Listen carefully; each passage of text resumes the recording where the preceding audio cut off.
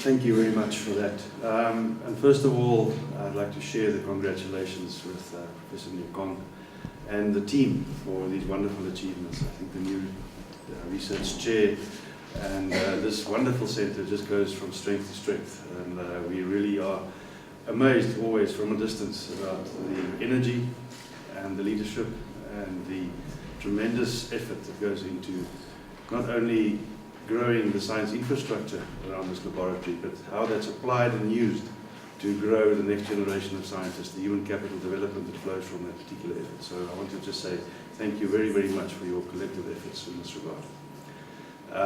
I've been asked to say something about equipment funding, but I want to start sort of at a high level if possible. You know, Minister Pandor has shared with us a few times in public, in Parliament and other places, her ambition for the science system, that she would like to see us spending 1.5% of the GDP on the national science system over time, as a long-term ambition for the system. And I think it's important for people to understand that when Minister Pandor makes these kinds of statements in Parliament, and when we go there as an NRF and we get confronted by the Parliamentary Portfolio Committee about what we're doing as far as developing the science system is concerned.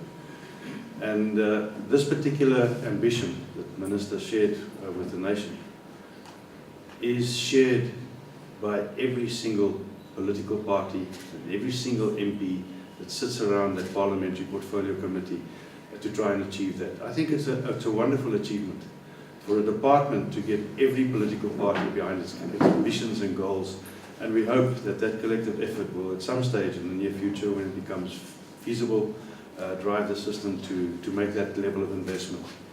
So I think it's important to understand that if Minister's ambitions become a reality, that there may be a little bit of extra funding to fill up all the vacant spaces, and not in the way that the EFF does it, but you know, in a rational, systematic way in this particular facility.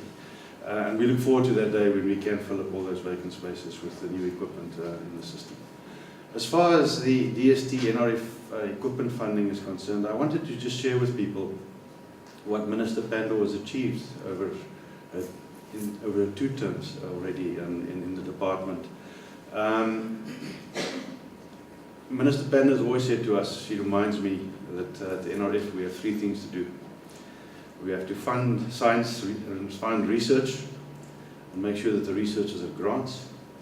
We have to make sure that we promote and develop human capital, the next generation of researchers in the system.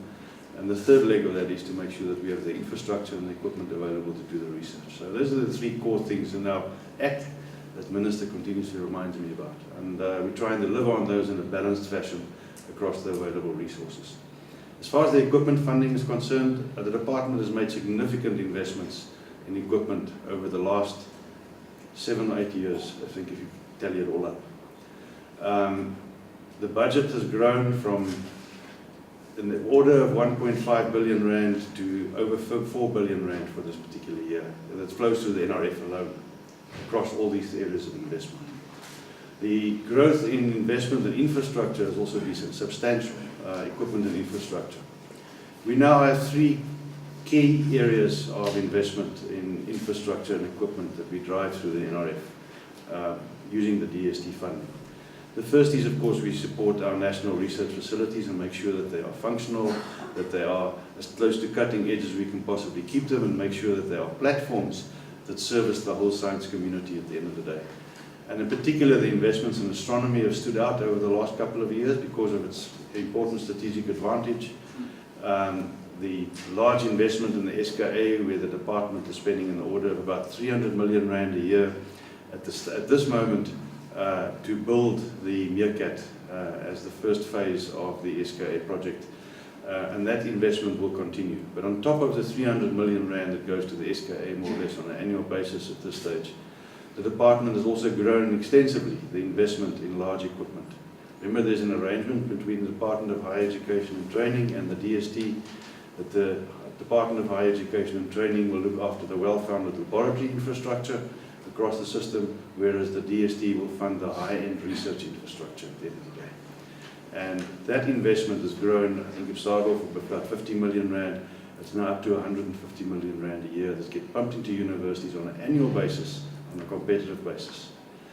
Now we know that this particular facility has been particularly successful in its application for that funding. Maybe too successful, Professor Newcomb. But I'm glad to see that the ambitions are there, but we are also delighted about the outputs that are generated from that.